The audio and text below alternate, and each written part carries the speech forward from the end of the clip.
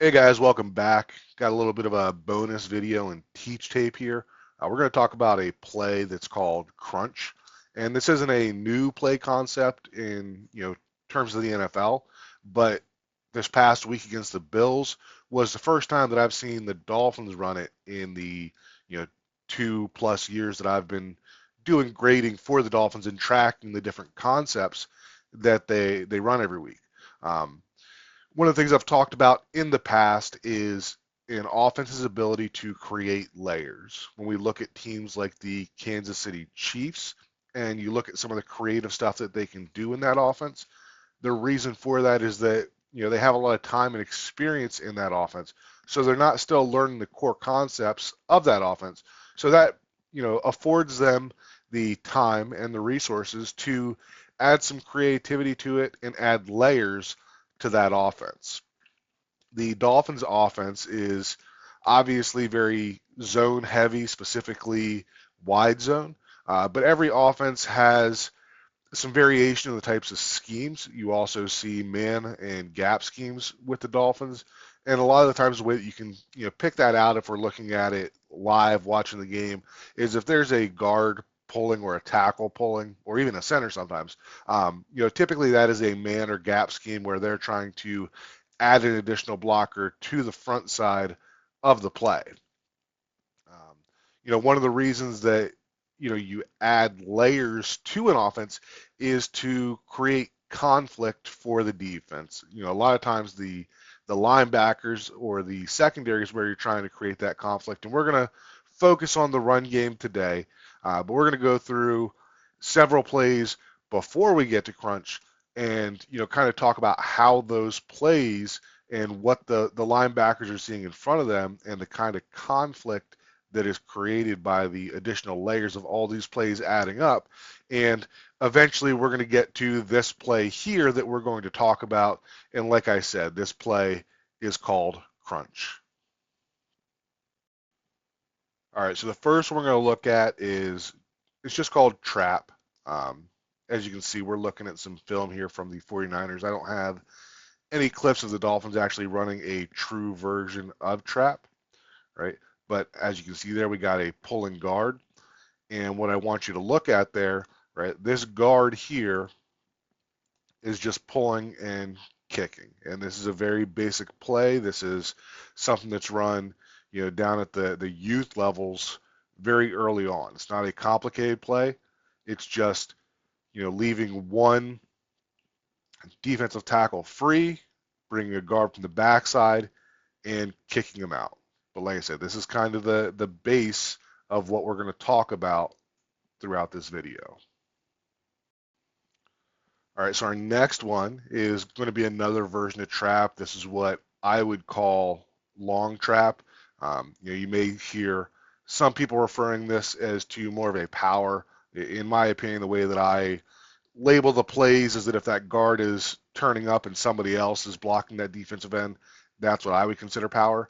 But as you can see here, similar to trap, we're pulling this guard out, but instead of kicking out the tackle, we're getting out a little further and kicking out the defensive end. And that's why I call this long trap.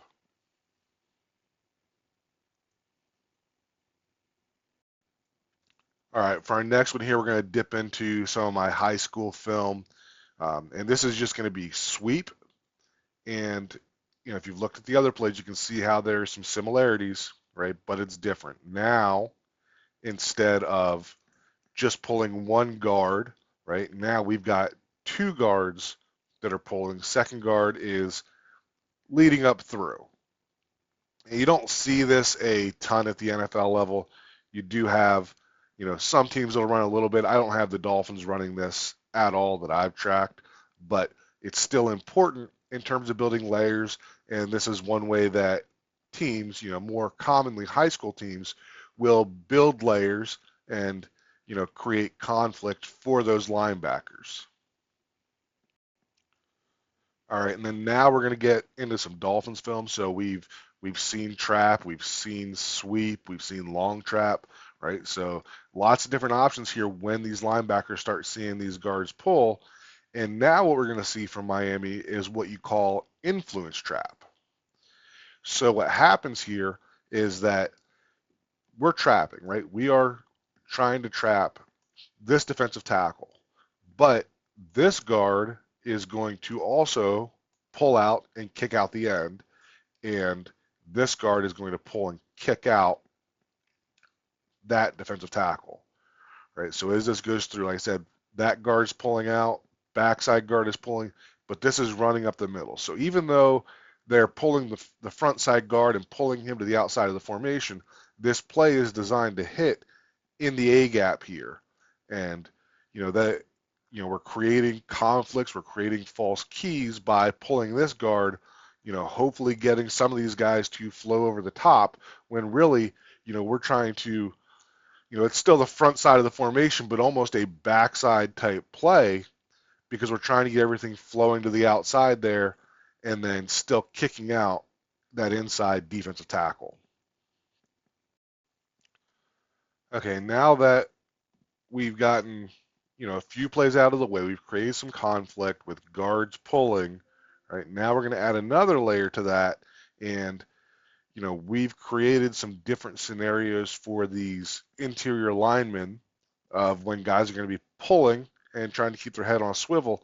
Now, this is a play that's called wham, and I thought that Miami had run this more, but I only had them charted with it once in the last 2 years, and this was last year against the Cowboys.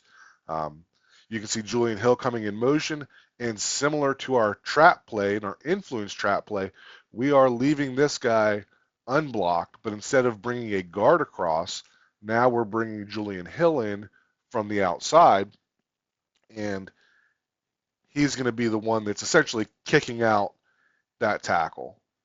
Now, obviously, no gain here, but you can still see how the concept would work.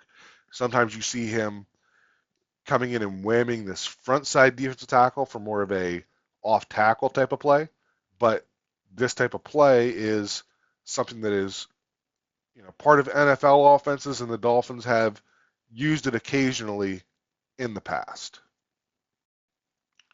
All right, so I told you we were going to come back to this play, and I've showed you all the different layers that lead up to this. But now we're going to look at the Dolphins running wham this past week. So what we're going to get is you're going to get the front side guard here pulling out, right? So this could be a sweep, right? Could be pin and pull, could be various things. You get the backside guard pulling, right? So now we're, maybe it's trap because he's going to kick out this defensive tackle. Again, maybe it's pin and pull. We're trying to get the outside. Maybe it's sweep, right? Linebackers have to think about all that stuff. But what we're really getting is that Alec Ingold, now instead of Julian Hill, is going to also pull and kick this defensive tackle here. And then we're going to see, I can find my cursor again, right? So Devon Achane is just going to take that path straight through. And you'll see the way as this play develops, right? You can see all that happening. So as we look at it again, we're going to slow it down, right? So ball is snapped, right? You can see both the guards leaving.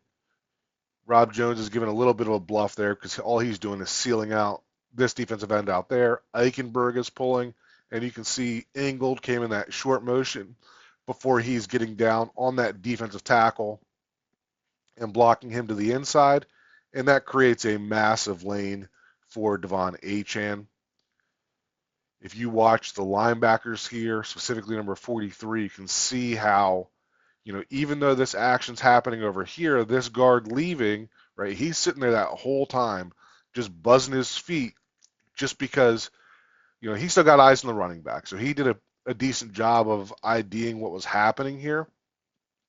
But by the time he realizes what's going on, it's too late because he's reading through Eichenberg to Achane, right? So this could be a counter play, right? Got to be careful, can't go too fast because if Achane takes this and cuts back, then, this guy flowing over top just takes him out of position. So he's got to hesitate and wait. By the time he does that, Brewer is, well in position just to seal him out. You can see that Ingold gets just enough of that defensive tackle. And then Austin Jackson over here does a great job helping out Durham Smythe to kick out that defensive end. And the end result is just, lots of guys in motion, lots of conflict, and, a 5 yard wide hole that, any running back could get through. But when you got a guy like Devon Achane and you're putting him one-on-one with a safety, that's obviously a situation that you really like.